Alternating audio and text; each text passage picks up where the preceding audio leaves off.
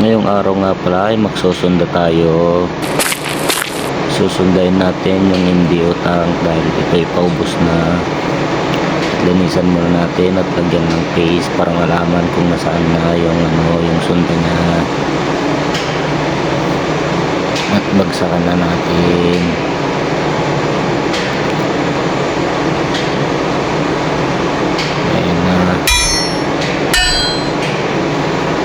Dahil nasundan na natin, nailahin na natin at makita kung ilan pa.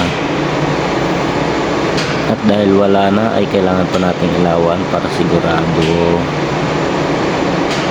At wala na nga ay dapat kailangan nang ilipat yung balkula para sa suction. Ay lubos na sa kabila.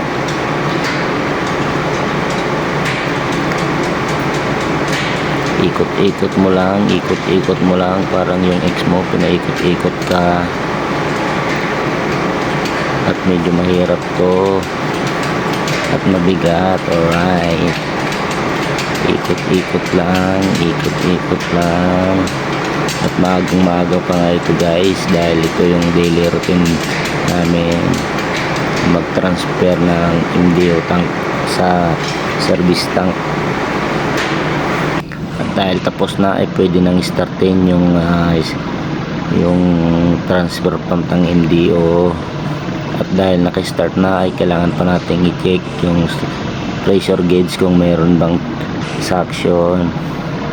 At maglakad-lakad na tayo guys, pero kunin muna natin yung pinagkapihan natin.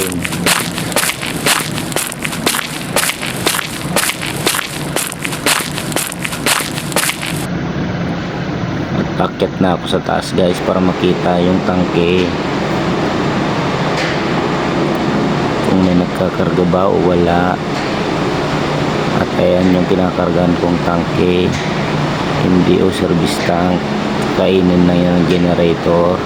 At yan naman yung capacity niya. At ito naman ang aming sinusulatan sa mga nare-reading namin. Thank you for watching.